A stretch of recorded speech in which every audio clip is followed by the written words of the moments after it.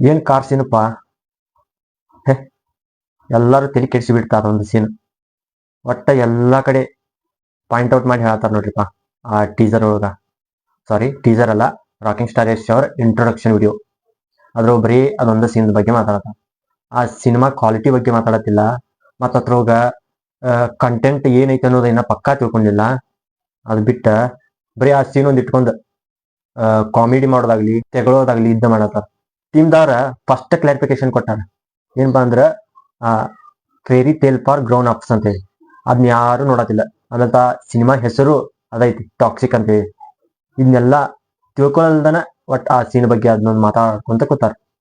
ಏನ್ ನಮ್ ಜನ ರೀ ಏನ್ ಹೇಳೋದು, ಫಾರಿನರ್ಸ್ ಅಕ್ಸೆಪ್ಟ್ ಮಾಡ್ಕೋತಾರ್ರಿ, ಇದನ್ನ ಅಪ್ರಿಸಿಯೇಟ್ ಮಾಡ್ಕೋತಾರ ಫಾರಿನರ್ಸ್. ಈ ವಿಡಿಯೋ ಕ್ವಾಲಿಟಿ ನೋಡಿ ಅವ್ರೇನ್ ಮತ್ತ ಆ ಸೀನ್ ಒಂದ್ ಇಟ್ಕೊಂಡು ಏನೋ ಮಾತಾಡತಿಲ್ಲ.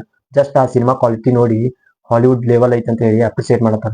ಮತ್ರಿ ನಮ್ಮ ರಾಕಿಂಗ್ ಸ್ಟಾರ್ ಯಶ್ ಅವರ ಹಿಂದಿನ ವಿಡಿಯೋಗಳು ನೋಡ್ರಿ, ಎಷ್ಟ ಹವಾ ಮಾಡ್ತಾವ್ರ ಫಿಲ್ಮ್ಗಳು. ಅದೇ ರೀತಿ ಅದನ್ನ ಇಟ್ಕೊಂಡ ಹೊಳ್ಳಿ ಮತ್ತೆ ಇಲ್ಲಿ ಮಾಡಕ್ ಇಡಲ್ರಿ. ಅವ್ರದೇನ ಇಂಟೆನ್ಷನ್ ಇವಾಗ ಇಲ್ಲ ಆಯ್ತು, ಇನ್ ಮತ್ ನೆಕ್ಸ್ಟ್ ಮುಂದ ಆಲ್ ಓವರ್ ಕಂಟ್ರಿ ಮತ್ತ ಏನ್ರಿ ಹೊಸದ್ ಮಾಡ್ಬೇಕಂತ ಅವ್ರು ಟ್ರೈ ಮಾಡತ್ತಾರ್ರಿ.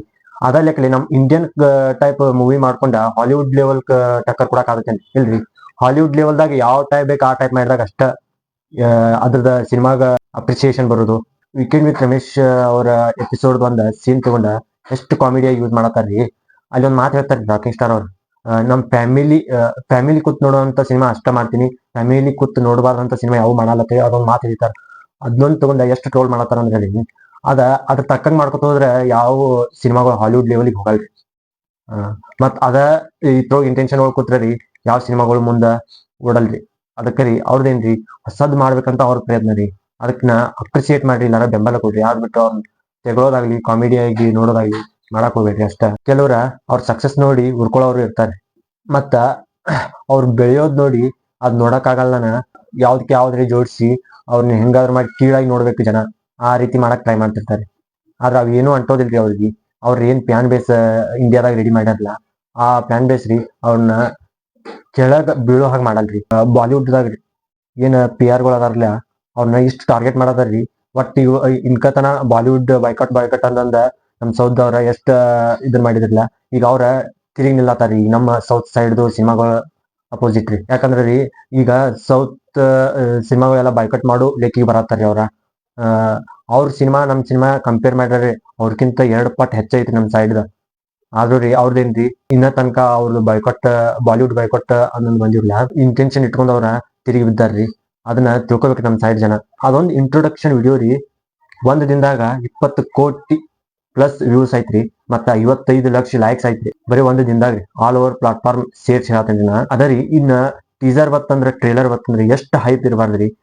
ಅವ್ರದ್ದು ಒಂದು ಪ್ಲಾನ್ ನಮ್ ಜನ ತಿಳ್ಕೊಬೇಕ್ರಿ. ಫಸ್ಟ್ ಅಂತ ಕಾರ್ ಸೀನ್ ಕೊಟ್ಟಾರಲ್ಲ, ಅದೇನ್ ಇಟ್ಕೊಂಡ್ ಎಲ್ಲಾ ಕಡೆ ಏನ್ ಬಾಳ ಪಬ್ಲಿಸಿಟಿ ಆಗತೈತಿಲ್ಲ ಅದ್ ಮೆಚ್ಬೇಕ್ರಿ. ಯಾಕಂದ್ರೆ ಇದೇನೋ ಹೊಸಾದ್ ಮಾಡ್ಯಾರ ಇವ್ರ, ಹಿಂಗ್ ಮಾಡ್ಯಾರೋ ಹಂಗ್ ಮಾಡ್ಯಾರೋ ಅಂತ ಅನ್ನತಾರ ಇಲ್ರಿ. ಹಂಗಾಗಿ ಅಷ್ಟು ಪಬ್ಲಿಸಿಟಿ ಆಯ್ತಿಲ್ರಿ. ಅವ್ರದ ಇಂಟೆನ್ಷನ್ ಯಾರು ತಿಳ್ಕೊತಿಲ್ರಿ. ಅವ್ರ ಫಸ್ಟ್ ತೆಗಳ್ಬೇಕ್ರಿ. ಸ್ಮಾಲ್ ಅದೇನ್ ವಿಡಿಯೋ ನೋಡಿ ತೆಗ್ಯಾರಿಲ್ರಿ.